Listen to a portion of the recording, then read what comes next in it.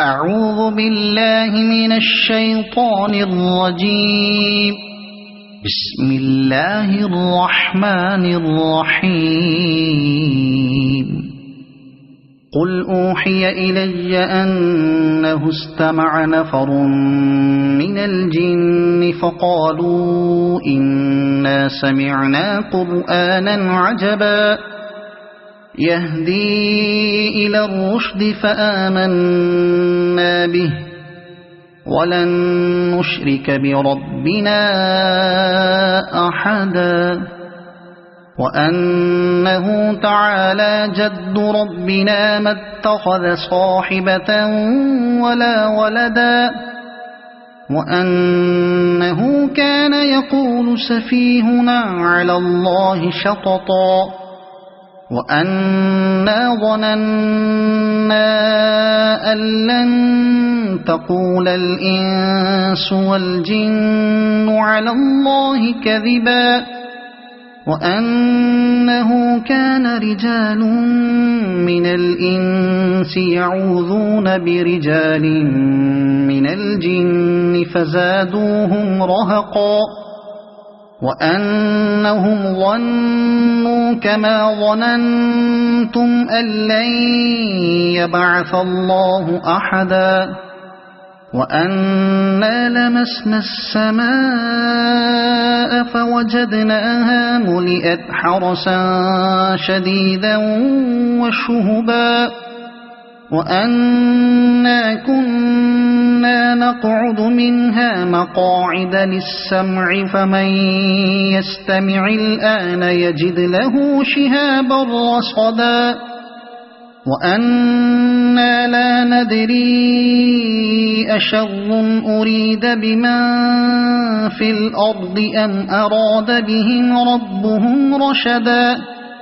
وأنا منا الصالحون ومنا دون ذلك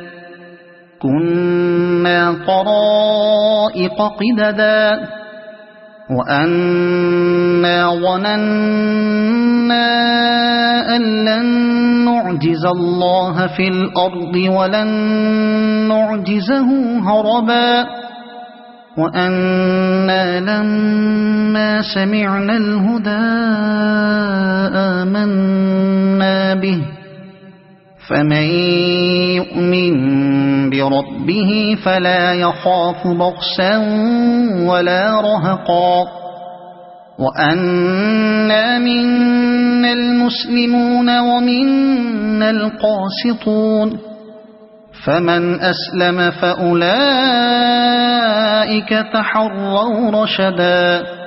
وأما القاسطون فكانوا لجهنم حطبا وأن لو استقاموا على الطريقة لأسقيناهم ماء غدقا لنفتنهم فيه ومن يعرض عن ذكر ربه يسلكه عذابا صعدا وأن المساجد لله فلا تدعوا مع الله أحدا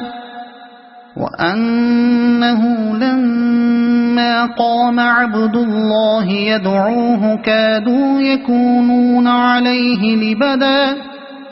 قل إنما أدعو ربي ولا أشرك به أحدا قل إني لا أملك لكم ضرا ولا رشدا قل إني لن يجيرني من الله أحد ولن أجد من دونه ملتحدا إلا بلاغا من الله ورسالاته ومن يعص الله ورسوله فإن له نار جهنم خالدين فيها أبدا حتى حتى إذا رأوا ما يوعدون فسيعلمون من أضعف ناصرا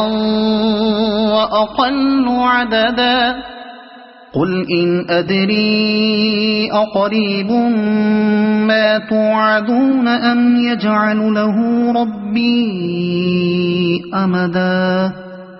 عالم الغيب فلا يظهر على غيبه أحدا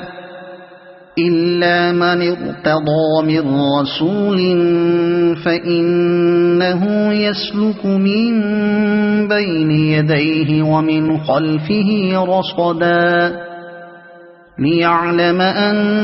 قد أبلغوا رسالات ربهم وأحاط بما لديهم وأحصى كل شيء عددا صدق الله العظيم.